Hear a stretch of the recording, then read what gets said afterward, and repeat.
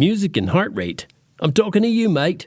It's Rhyme and Reason 548. There's a rhyme and reason for your life. There's a rhyme and reason why you're... Hey there, Tony here with some Throwback Thursday music. And I don't even know what day you're listening to this, so you'll be going, what? Throwback Thursday? Man, this is Sunday. It's not even throwback. It's not even Thursday here where I'm recording this. But, you know, you see that online, hopefully. You get what I mean, right? Throwback Thursday. So the reason I'm bringing it up is I started thinking about this song, or the song popped into my head, really, and I started thinking about it. It's a song actually from back in 1983, a real catchy song by a new wave band called The Fix. And so I started kind of, forming an article and then figuring out what I was going to do to record this. And it just one thing led to another. Oh, did you hear that? That little segue? That's the song from The Fix. One thing leads to another. One thing. Remember that song? I like that song. Well, if you're old enough to remember that song, I'll bet it's in your head now, right? But I'm bringing it up because of some things that I read about music and heart rate. Yeah, I read about music and heart rate because of my own heart. My nearly 3-year-long ordeal with sinus and lung problems has left me breathless a lot of times, and it's not just a figure of speech.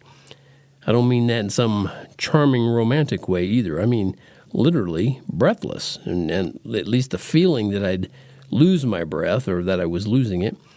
And, there's a lot of stress involved when you feel like you can't get enough air or you can't breathe.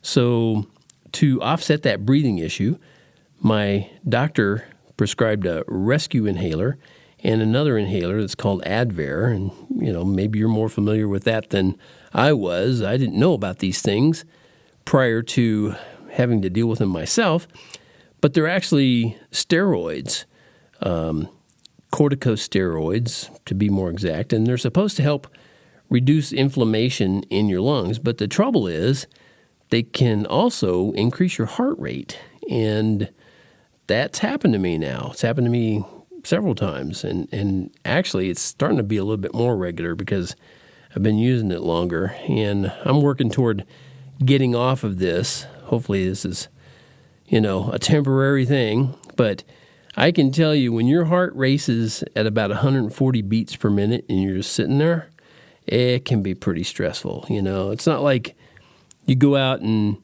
run some, hill. Like I used to be a runner when I lived in Atlanta, Georgia. I ran the Peachtree Road Race, and there were some big hills there that I challenged myself with to work up to running. And, when you get to the top of the hill, man, you're really gasping for breath and your heart rate's way up there. But you expect that, right? Because you're exercising, you're straining the heart in a positive way. But when you're just sitting there and it's going that fast, yikes, it's not good. So first thing that I did do was I weaned myself off the Advair, which is the stronger of the two inhalers. It's got a whole lot more steroid in it. And then I added magnesium taurate supplement to my daily regimen.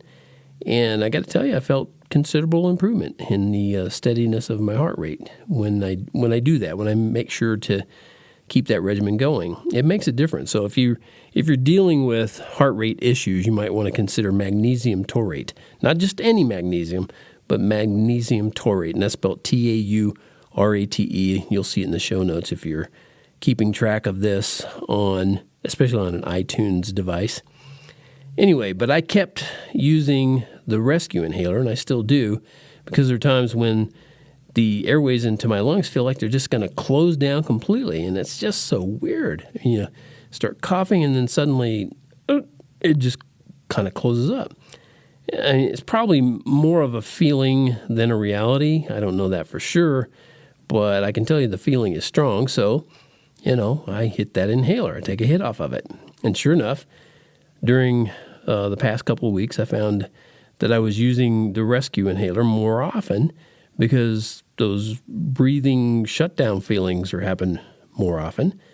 And I got to tell you, it's no fun waking up in the middle of the night with a feeling that you can't catch your breath. And when you can't breathe right, your heart rate increases. And then you got to do or take something to help that. And like the song says, one thing leads to another and back again. So in the wee hours before I came up with this content, I brewed myself some coffee, which is a natural bronchodilator, by the way. And then I opened my bottle of peppermint essential oil, and I got a little on my index finger, and I tapped it onto my mustache. And I have a good, substantial enough mustache that works. It works kind of like a little launching pad there. And between that coffee and peppermint, I was able to open my airways at least enough to hold off on the rescue inhaler. So I'm able to breathe well enough and relax enough to look up more ways to keep my heart rate in control. And wouldn't you know it, and it makes total sense to me, music can be a good heartbeat medicine. I found one article that even laid out a BPM, or beats per minute, regimen for the day. It said to start your day with music around the 120 beats per minute mark. And that should be easy because many of the pop songs, and maybe most, are in that rhythmic range. And then let's say you walk to work, okay? I know a lot of people don't, but let's say you do. That same beat per minute, 120 beats per minute, is good for that too. And if you have to deal with a steep hill or a strong headwind, you might want to kick those beats per minute up to 160. That's in the song, in the music, because your heart rate's going to go up there too. And if you work inside, maybe a little more mental than physical work, instrumental music in the 50 to 80 beats per minute range should keep you focused and productive. And you can look up music from, the masters, like I have mentioned before with Beethoven, Mozart, those guys, Haydn, Chopin, all those guys, they have plenty of music that fits into those beats per minute category. Probably even some smooth jazz, and I like that. Then if you're one of those motivated people who fits in a workout during the day, the recommendation is more upbeat music. So look for songs in the 120 to 160. That sounded weird. 120 to 160 beats per minute range. And you can think of it this way. Really, it's just more beats means more times you move your arms and legs. Okay, so you want to move your arms and legs a lot. Speed it up. And the article I read even recommended music in the 120 beats per minute range for when you eat. Apparently, faster music tends to make you eat too fast. Go figure. And it's a good idea to find music that matches the meal.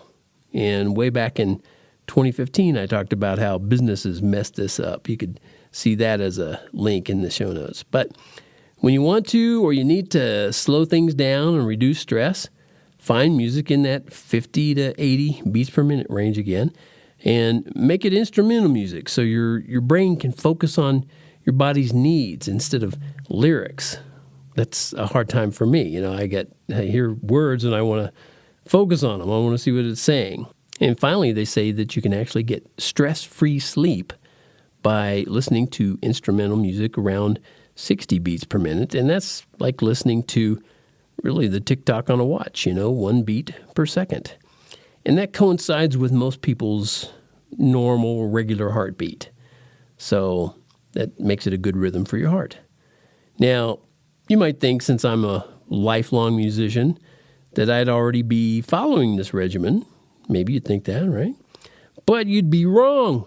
I don't follow it, and I never have. But not for any particular reason other than I just never have. So, to be upfront about it, I probably still won't follow this regimen. Not because I disagree with it, but because my musical self would tend to focus on the music more than whatever I'm working on. And that's why, unlike many other writers, I don't tend to listen to music when I write. I know, freakazoid, right? So there you go, a great little music and heart rate regimen for your health. And like I said, it may fall into that category of do as I say, not as I do. But if you do it and you find out that it works great, let me know. I'd love to hear about that. And I'll tell you, as far as me, every beat of my heart is important, and every breath that I take is too. So I need to be sure it's all working, and I recommend the same for you. Thanks so much for tuning in to this musical heartbeat music. And remember, one thing leads to another. Oh, and remember this too. Life has rhyme and reason because God made you. There's a